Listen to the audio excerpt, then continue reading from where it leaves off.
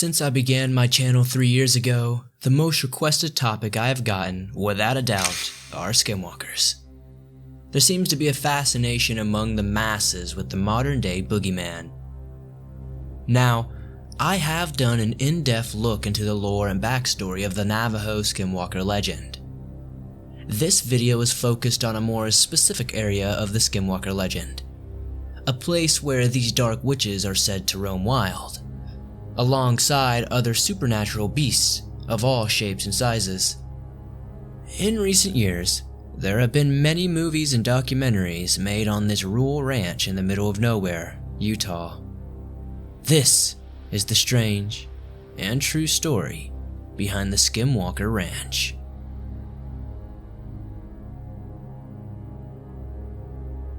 Before I get into the meat and potatoes of this spine-tingling mystery, let's get acquainted with the basics of the ranch and a brief overview of the Navajo culture and the role skinwalkers play.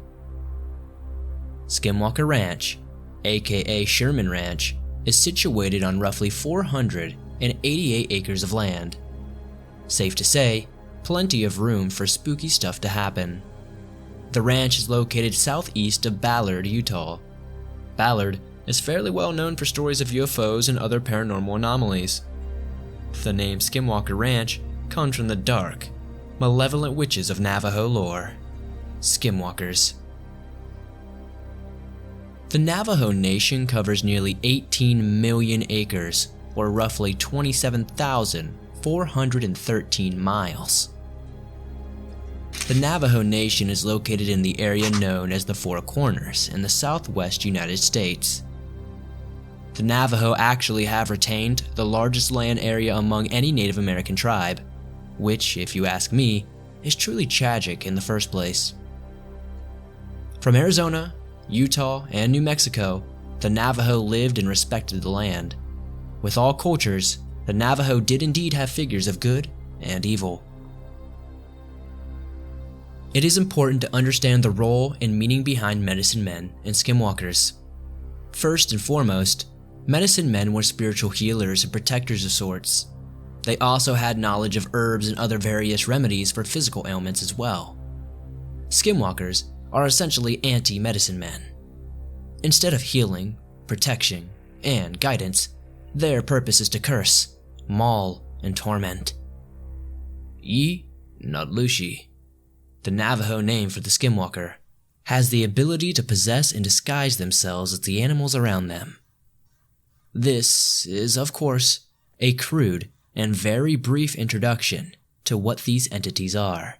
If you would like a more in-depth exploration into skinwalkers themselves, check out my 20-minute long documentary on them.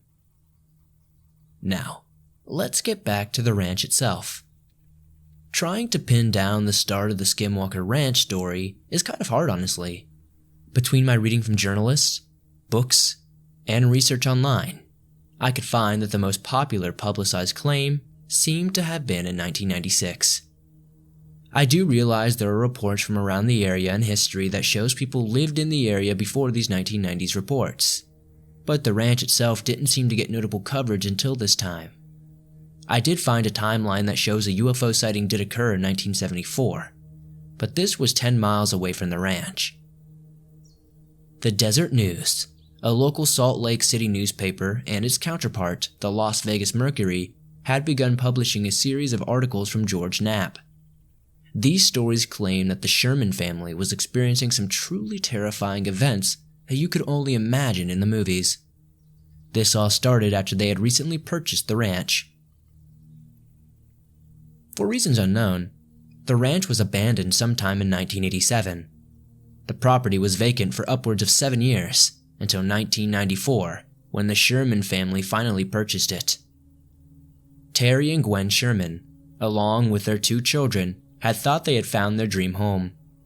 A vast piece of land, a comfy house, and solitude. What more could you ask for? Terry was a cattle breeder, and was in the hopes that nearly 500 acres of land would give his livestock plenty of space to feed and roam. Not to mention, this could be the break he needed to take his livestock business to a higher status. Now, Terry had bought the ranch for a very good price, far cheaper than the land was worth. He was excited and honestly bewildered that no one else had jumped on the offer.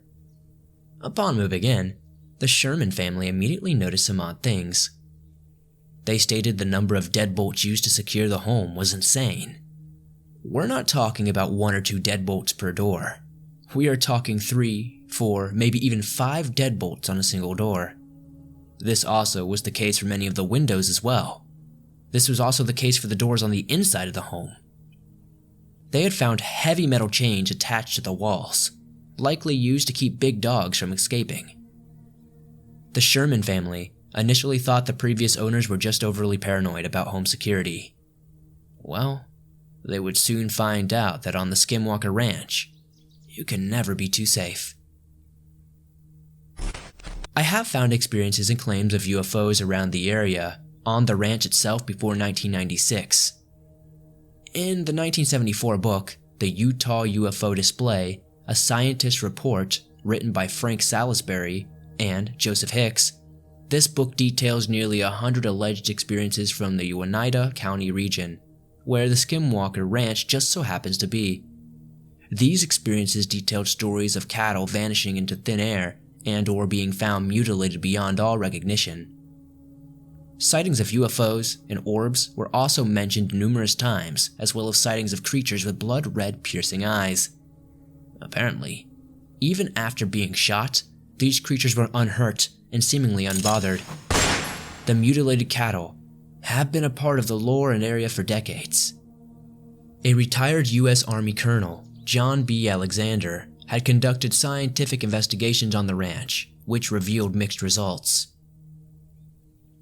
Getting back to the Sherman family, they mentioned upon signing the paperwork they had noticed a lot of strange things in the agreements. One interesting thing was that the Sherman family was not allowed to dig on the land without approval from the previous owners, which, if you ask me, is incredibly strange and makes me think of the amount of potential dead bodies buried out there more than spooky paranormal stuff. But I digress. Even though everything felt weird, the family went through with the purchase anyway. According to Terry Sherman, things got strange almost immediately. Literally, on the first day the family was moving in, they noticed a figure off in the distance in their southern pasture. As they observed closer, they could tell that it was a wolf.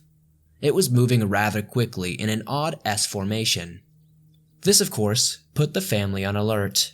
Maybe not for the simple fact that wolves lived in the area, but the size of this wolf, according to Terry Sherman, was impressive, to say the least. Terry firmly believes it was around 3 times the size of a normal wolf. At first, the wolf seemed friendly and non-threatening to the family. It approached them calmly and slowly. All the livestock seemed to be terrified. All but one curious calf, that is. This baby calf had its head sticking out between the metal bars of the fence. In what seemed like a split second, the wolf quickly ran towards the calf and attacked it brutally. Snapping its large jaws down on this calf's head, the wolf tried to drag the calf out of the pen. In a moment of bravery, Terry ran to his truck and grabbed an axe. He began to attack the animal and kicking its back legs to no avail. The wolf would just not let go of the calf. Terry yelled to his son to grab his .357 Magnum and bring it to him. Terry had shot at the wolf, apparently hitting it in the abdomen area. Even after being shot, this wolf would still not let go of the calf. It almost seemed as if this wolf was bulletproof. It apparently did not yelp or show any indication that it had just been shot, nearly point blank.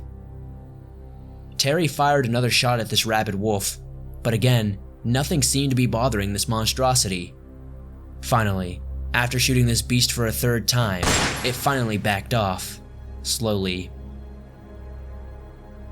This, of course, had everyone freaked out and uncomfortable. What animal could realistically take multiple shots from a .357 Magnum and still be standing just fine? Upon further observation, Terry could not notice any wound or blood on his coat anywhere.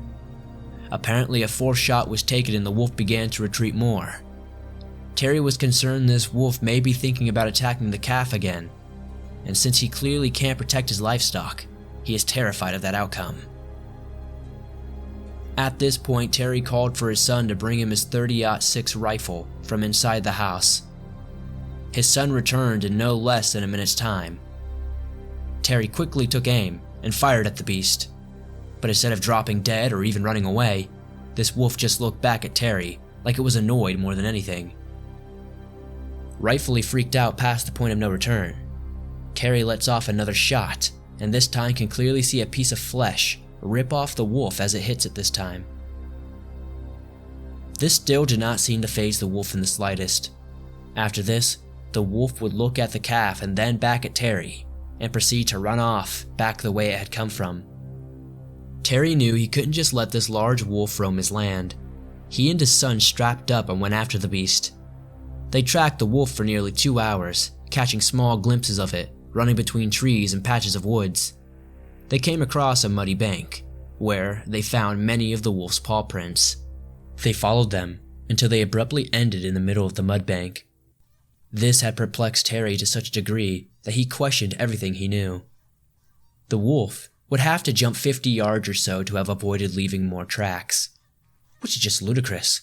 Wolves can typically jump up to 15 feet long and roughly 12 feet high, so jumping 50 yards or 150 feet is a real superhuman feat. This wolf had just vanished. After returning back home, Terry had picked up the piece of flesh he had shot off the beast. Terry noted that the meat was not fresh at all. Rather, it had looked and smelled rotten and putrid, almost as if it had been out in the sun for days on end. Terry, to this day, still questions what happened to him that day. Now, this was just the first day. I could sit here for hours retelling the plethora of stories the Sherman family claimed to have experienced. You can find those stories in the various books, documentaries, and films centered around this ranch. I wanted to relay this one in this video, as it is personally my favorite story from the Skinwalker Ranch legend. If you have seen any of the films or read the books, you will know this strange wolf shows up more than a few times. I also wanted to share a few shorter stories that really stuck out to me. Aside from little experiences, such as unpacking groceries and leaving the room to come back to find them all back out again, and things from the family just up and vanishing, Gwen Sherman reported some seriously creepy stuff happening. She initially brushed it off as her going insane. These small events were leading Gwen to worry about the state of her memory. Gwen and other members of the family claimed to have seen tall, dark entities peering in from the windows at night, eventually even entering the home and watching them at the end of their beds. Aside from some serious poltergeist activity happening within the house, the mutilations of cows, strange lights in the sky, and even odd noises that would come from the ground, sounding almost like explosions. These events only continued to get worse and worse around the property. The noises from the ground interest me a lot, simply because neighbors claim to have heard them as well, adding just a bit more validity to the claim in my opinion. To make things even worse, the Shermans had been seeing strange creatures all over their land. These creatures would range from Bigfoot to almost ungodly looking. Apparently, nightmarish werewolf hyena-like creatures would ravage their livestock and vanish into thin air seemingly. I could go on and on about these happenings. It seems to honestly never end. I have found a very interesting and captivating video series on a majority of these smaller events compiled by a channel named Bedtime Stories. I would highly recommend checking out their coverage of the Skinwalker Ranch events. Eventually, in 1996, the property was sold to NIDS, the National Institute for Discovery Science, after the Sherman family could no longer stand the terrifying events and the financial ruin they were in from it. NIDS is a rather interesting group that focuses on the fringe sciences of the world, a group of highly respected and educated scientists who approach the world of the supernatural with a skeptic mind, but are open to what results may reveal. Let's get into some of the more boring details here. These details may be boring to those looking for a supernatural thriller, but there was actually a whole new mystery behind who recently purchased the land and what they were using the land for. Robert Bigelow, the business guru behind the Budget Inn motel chain, Bigelow Aerospace, and NIDS, bought the ranch for just $200,000. Bigelow claims he was convinced to buy the ranch after hearing the stories of mutilation, strange lights, and weird markings in the earth told to him by the previous owner, Terry Sherman. Bigelow allowed several studies to be carried out on the property, treating the ranch as an open laboratory of sorts. Initially, Bigelow stated he thought secret military machinery was responsible for the torment of the Shermans. Ultimately, though, it seemed to only fuel the legend more than providing any real answers. There seems to be a lack of information on what he had been doing and what studies had been going on there for the past 20 years. In 2016, Bigelow sold the ranch for a whopping $4.5 million to an unknown corporation simply named Adamtanium Holdings. That is one serious return on his original $200,000 investment. The biggest question I have, though, is what was happening for the past 20 years? What research was being done, if any? This is where the state of the Skinwalker Ranch truly becomes odd. Not to say a property known for strange and supernatural events isn't odd in itself, but once Adamantium Holdings came into ownership, so did a shadow of secrecy. As far as I can tell, this holding company is a shell corporation, and their origins are, well, rather unknown. A shell corporation, for those who are unaware, are corporations that technically only exist on paper. They have no real employees or office space, but have a bank account or passive investments like intellectual property rights or IP rights. Essentially, intellectual property rights to your favorite show or character. These passive investments make them money, thus technically making them a business. When this holding company purchased the property, they closed off all entrances with gates and signs. This is where things seemingly explode on the ranch. According to Robert Bigelow, he only agreed to sell the property as long as the research continued. Shortly after, it seemed the activity increased tenfold. Images of alleged UFOs have been taken over the homestead, and sightings of lights and creatures have stayed steady. The mystery of exactly who spent $4.5 million on the ranch still remained, though. That is, until recently. Sometime in 2017, the trademark for Skinwalker Ranch was filed for and was obtained in 2018. After a long-standing mystery, Brandon Fugal came out as the owner of the ranch. Brandon is a real estate tycoon and seems to be using this as publicity. The question still remains, why is the ranch suddenly so secured? What are they doing out there? Does revealing the owner really change any of the decades-old mysteries said to come from the ranch? In my mind, no, not really. While knowing who owns the land is helpful for contact reasons, it really doesn't change the long history of unpleasant experiences on the land. In a recent documentary about the ranch, Hunt for the Skinwalker, the new owner says that he thinks people who don't believe there is something supernatural happening on the ranch are delusional. This gives me some hope that even though the ranch is highly secured these days, that research may still be going on inside those gates. Research into what, you might ask? I haven't the slightest idea. For a place so well known for the insane activity that would make the bravest explorers shite themselves, it seems the reports of skinwalkers are less common than you would expect. Many of the creature sightings have been attributed to skinwalkers, though, as the surrounding natives would claim. What truly resides on the Skinwalker Ranch? What makes this location such a perfect breeding ground for the supernatural? We may never really know. But for now, we can continue to create theories that will keep us up at night. Thanks for watching this video.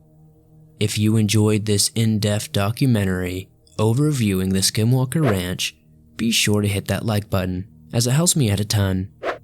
If you're new to the swamp, why not join us?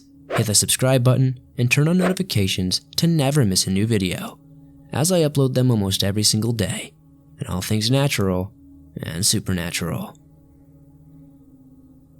What do you guys think is happening out there on Skinwalker Ranch? Do you think this is the work of skinwalkers, Or do you think this is some sort of gate to hell or all things supernatural? To me, it seems like it's almost like a porthole of sorts to all things paranormal, if that makes sense. It seems that not only are UFO sightings happening, cryptid sightings, paranormal sightings, and other things, it really seems like this area just harbors some real negative and nasty energy out there. I really want to know what is mutilating these cows, and I would really love to know what the noise from the ground is. If you guys have a story or a mystery you would like me to cover in the future, be sure to let me know down in the comments or send them in at swampdweller.net or the email you can find in the description down below. I'd love to hear from you guys. If you guys aren't aware, you can download your favorite Swamp Dweller scary stories on Spotify, iTunes, Stitcher Radio, and just about every other place you listen to podcasts. Thank you guys, as always, for supporting the swamp the way you do. I couldn't do this without you guys. I'll see you guys soon with another creepy video.